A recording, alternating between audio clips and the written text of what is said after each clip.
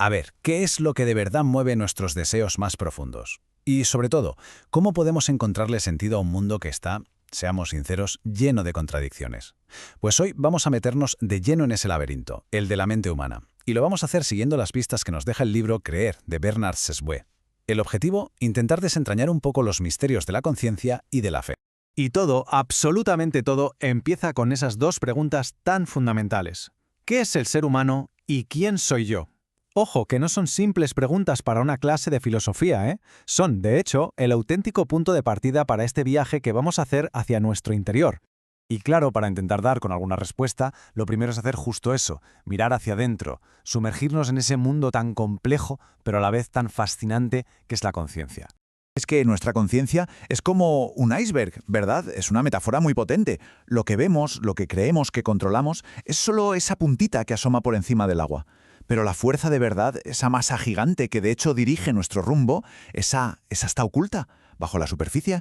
Y resulta que nuestra conciencia se mueve como entre dos polos. Por un lado tenemos el polo objetivo, que es, digamos, nuestra manera de relacionarnos con el mundo de fuera, lo que pensamos, lo que hacemos. Y por otro está ese polo subjetivo, mucho más misterioso.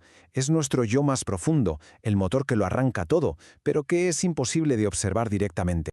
Mirad, un ejemplo perfecto es el de un niño jugando en un parque. Imagina la escena. Está súper concentrado en sus juguetes, ni siquiera mira a su madre, pero sabe que está ahí. Esa sensación de seguridad, esa confianza de fondo que le permite jugar tranquilo, eso es.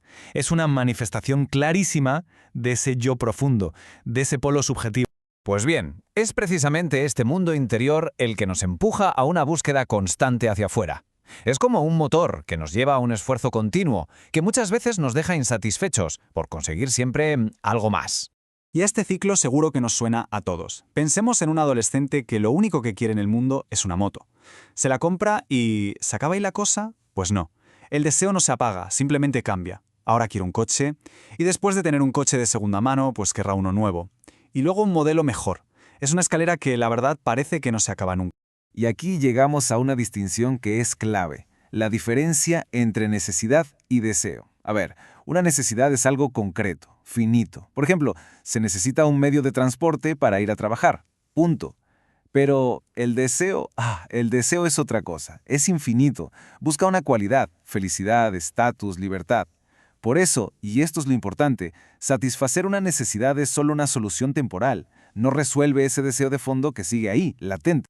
Claro, este deseo que nunca se acaba, este vacío que parece que ningún objeto material puede llenar, nos empuja a buscar más allá.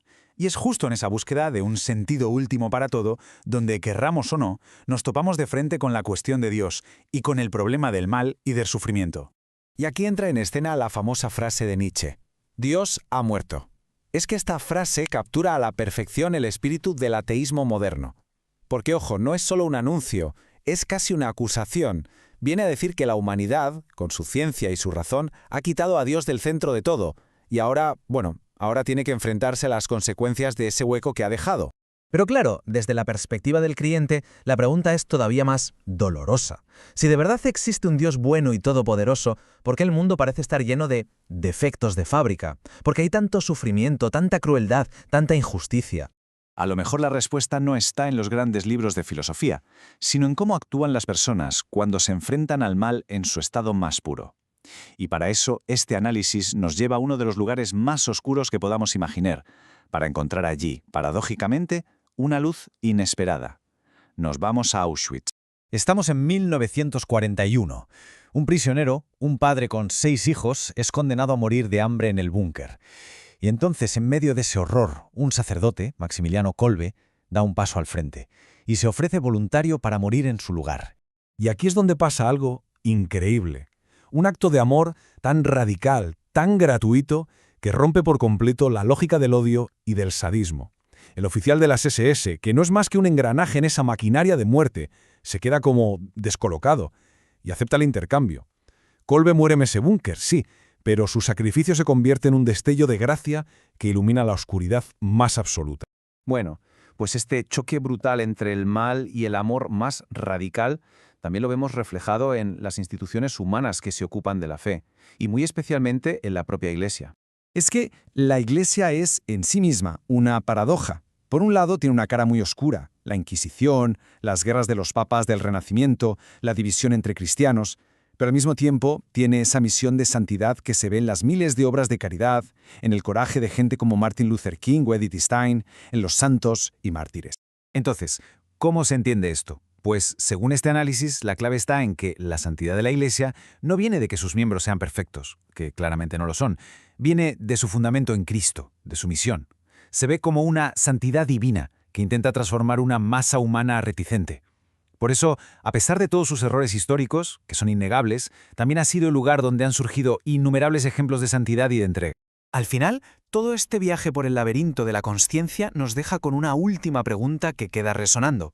En este choque constante entre el bien y el mal, entre la luz y la oscuridad, ¿dónde está la respuesta? ¿Dónde encontramos el sentido? Quizás, como sugiere este análisis, no hay una respuesta fácil, una fórmula mágica.